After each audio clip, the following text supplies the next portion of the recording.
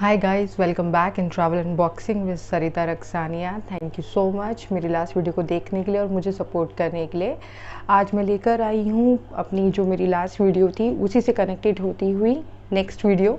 इसमें हम डिस्कस करेंगे ट्रैवल में अगर आप करियर प्लान कर रहे हैं या जॉब प्लान कर रहे हैं तो उसमें अपॉर्चुनिटीज़ क्या क्या हैं, और अगर आपके कुछ छोटे मोटे डाउट भी है उसको भी आज हम क्लियर करने वाले हैं। Without further do let's get started.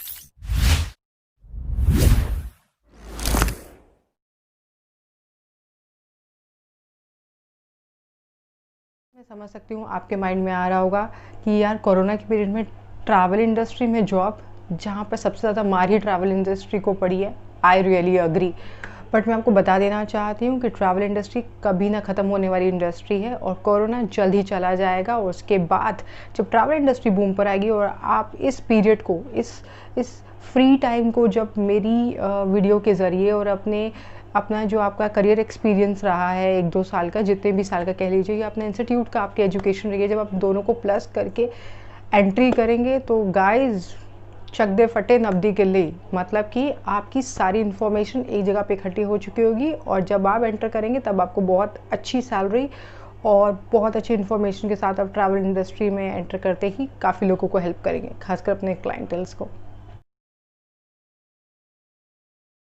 तो मैंने एक डाउट के साथ अब एक पॉजिटिव बात लेकर आई हूँ। देखिए, जब भी ट्रैवल इंडस्ट्री का नाम आता है तो आपको लगता है यार क्या बेनिफिट है। भैया ट्रैवल से ही जुड़ा हुआ है ट्रैवल, मतलब कि आपको मिलेगा मौका ट्रैवल करने का।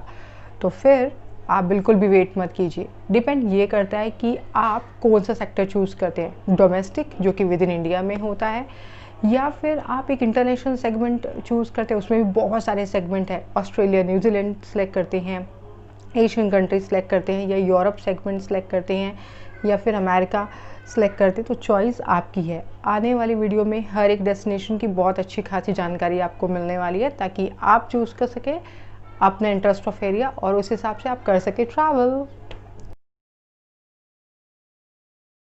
अगर आपका ये डाउट है कि यार ऑनलाइन इंजन तो इतने सारे अवेलेबल है और ट्रैवल इंडस्ट्री में जॉब तो कुछ इनसिक्योर सी लग रही है, प्लीज़ मैं आपका ये डाउट भी दूर कर देती हूँ।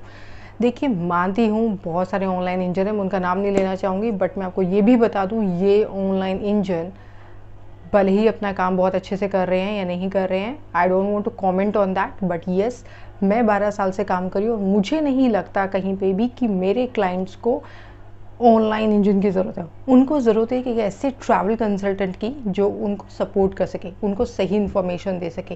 क्या कभी आपने ट्राई किया है कि आपने कोई भी XYZ online engine ticket book की हो और अचानक से आपको वो टिकट कैंसिल करनी हो या मॉडिफाई करनी हो, जिसे अमेंडमेंट कहते हैं, बट आपको घंटों लाइन में लगा रहना पड़ता होगा?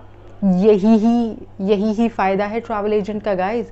जब आप ट्रैवल एजेंट को फ़ोन करते हो ना, चाहे रात के 2 बजे हो, 3 बजे हो, वो आपको कभी ना नहीं बोलेगा। वो आपका फ़ोन उठाएगा, आपको सपोर्ट करेगा और आपकी टिकट को कैंसिल या मॉडिफाई करने में इमीडिएट हेल्प करेगा, इंस्टीड ऑफ कॉलिंग 1 2 3 IVRs।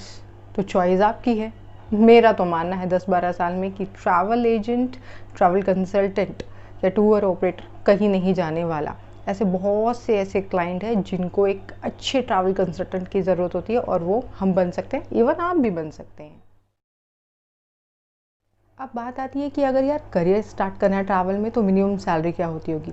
देखिए, मिनिमम अगर मैं बोलूँ, अगर आपका इंस्टीट्यूट, अगर आपने वहाँ से पढ़ाई की है और थोड़ा सा मेरा ज्ञान अगर आप प्लस कर लेते हो, तो मेरा ऐसा मानना है कि आपकी स्टार्टिंग बड़े आराम से 15,000 से हो सकती है और मैक्सिमम कहीं तक भी जा सकती है। इट्स ऑल अपॉन यू कि आप इस इंफॉर्मेशन का कैसे यूज़ करते हैं और अपने करियर को कहाँ तक बूम कराते हैं।